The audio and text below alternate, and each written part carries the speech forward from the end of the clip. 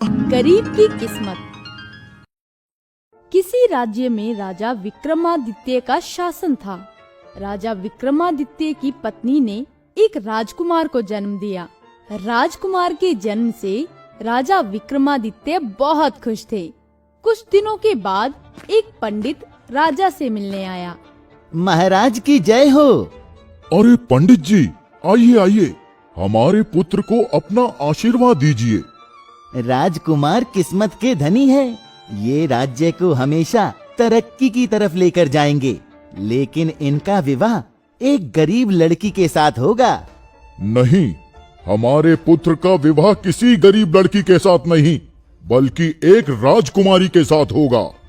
महाराज, आप कुछ भी कर सकते हैं, पर किस्मत का लिखा नहीं बदल सकते। पंडित जी, आप तो बहुत ज्ञानी हैं, तो क्या आप हमें ये बता सकते हैं कि इस वक्त वो लड़की कहाँ होगी?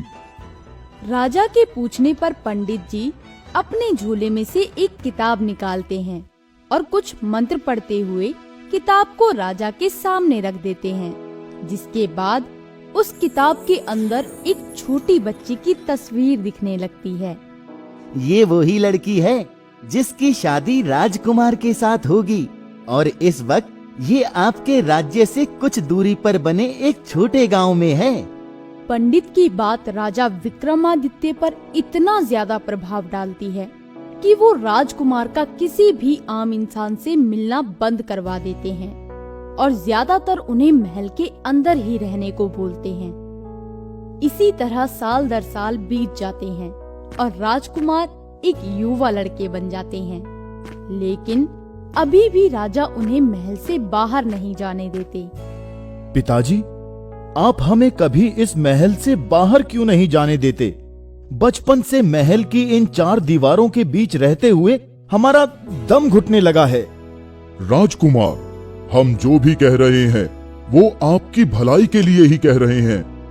अपने पिताजी की बात मानकर राजकुमार चुपचाप अपने कमरे में चले जाते हैं और अगले दिन से महल में राजा के 50वें जन्मदिन के जश्न की तैयारियां शुरू हो जाती हैं, जिसके काम के लिए राज्य और राज्य के पास वाले गांव में से कुछ लोगों को महल में बुलाया जाता है। उन्हीं लोगों के बीच अनुराधा भी काम करने के लिए महल में आती है।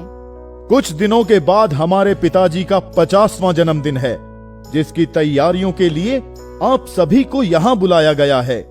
आप सभी मन लगाकर काम कीजिए, जिसके लिए आप सबको 10 सोने की मोहरें और जन्मदिन की दावत में अपने परिवार को लेकर आने का न्योता मिलेगा।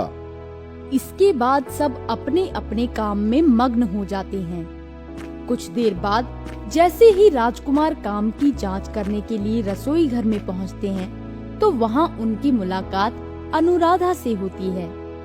वाह, खाने की तो बहुत अच्छी खुशबू आ रही है। क्या हम थोड़ा चख सकते हैं? आपके हाथों में तो जादू है। आपका नाम क्या है और आप कहां से आई हैं? जी, मैं राज्य के पास वाले गांव से आई हूँ। राजकुमार अनुराधा की सादगी और सुंदरता से बहुत प्रभावित हो जाता है। वो दोनों हर रोज मिलने लगते हैं। इसी तरह कुछ दिन बीत जाते हैं और राजा विक्रमादित्य का जन्मदिन आ जाता है। जन्मदिन के जश्न में राजा अपने पुत्र और अनुराधा को साथ बैठकर बातें करते हुए देख लेते हैं। एक आम लड़की, वो भी हमारे पुत्र के साथ। हमें जल्द इसे यहाँ से बाहर निकालना होगा।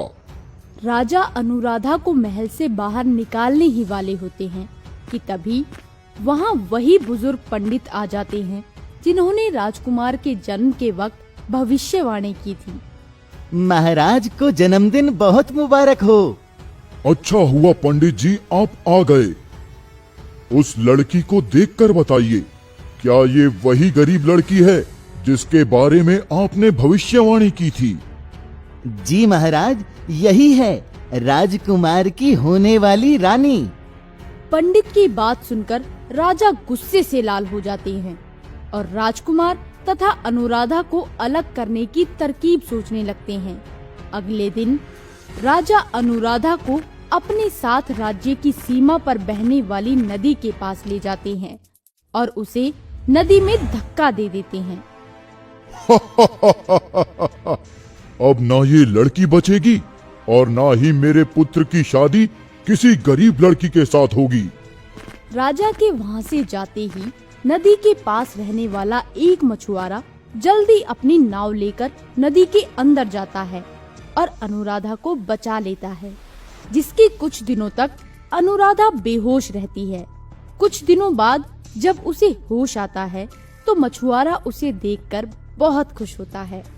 अरे बेटी, तुम्हें होश आ गया। पिछले कुछ दिनों से तुम्हें बेहोश देखकर तो मुझे डर लगने लगा था कि कहीं तुम्हारी मृत्यु ना हो जाए। लेकिन मुझे तो महाराज ने, फिर मैं यहाँ कैसे आई?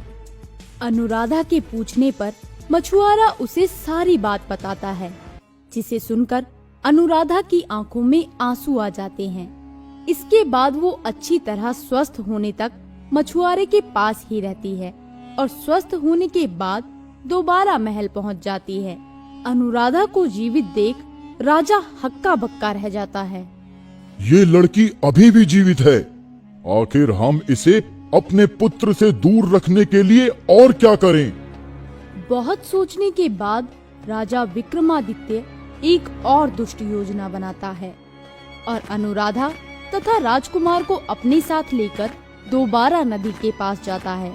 वहां पहुंचकर वो राजकुमार के हाथ से एक अंगूठी निकालकर उसे नदी में फेंक देता है। अगर आप दोनों का प्रेम इतना ही सच्चा है और तुम हमारे पुत्र से विवाह करना चाहती हो तो जाओ और राजकुमार की अंगूठी लेकर आओ।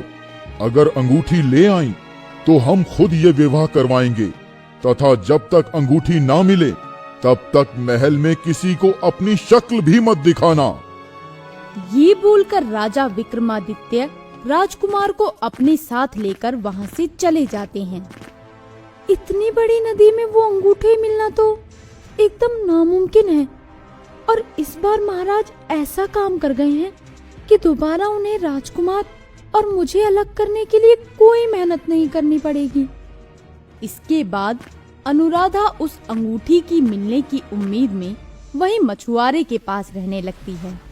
समय बीतता रहता है और धीरे धीरे राजकुमार तथा अनुराधा अपनी सभी उम्मीदें हारने लगते हैं। एक दिन मछुआरा नदी में से बहुत सारी मछलियां पकड़कर लाता है और उन्हें बाजार में बेचने जा रहा होता है। बाबा, क्या मैं इनमें से एक मछली रख लूं? आज मछली खाने का बहुत मन कर रहा है। जरूर बेटी, जरूर। सब तुम्हारा ही तो है, जो अच्छी लगे रख लो।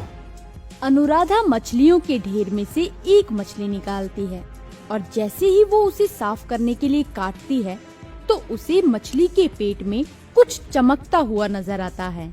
असमंजस में वो जैसे ही उस चमकती चीज को हाथ में लेती है तो खुशी से नाचने लगती है। राजकुमार की अंगूठी मुझे मिल गई, मुझे मिल गई। खुशी में अनुराधा जल्दी महल पहुंचती है और सीधा राजा विक्रमादित्य के पास जाकर उन्हें वो अंगूठी दिखाती है। अनुराधा के पास वो अंगूठी देखकर राजा एकदम हक्का बक्का रह जाता है और हार मानते हुए अनुराधा तथा राजकुमार की शादी करवा देता है, जिसके बाद वो हमेशा एक साथ बहुत खुश रहने लगते हैं। तो दोस्तों, इस कहानी से हमें ये शिक्षा मिलती है कि हमें किस्मत के आगे ज्यादा लड़ने की जगह उसके बहाव के साथ खुशी खुशी चलते रहना चाहिए। अगर आपको हमारे वीडियोस पसंद आ रहे हों तो इन्हें लाइक करें, चैनल सब्सक्राइब करें और हमारे कार्टून शो सबसे पहले देखने के लिए बेल आइकन दबाना ना भूलें।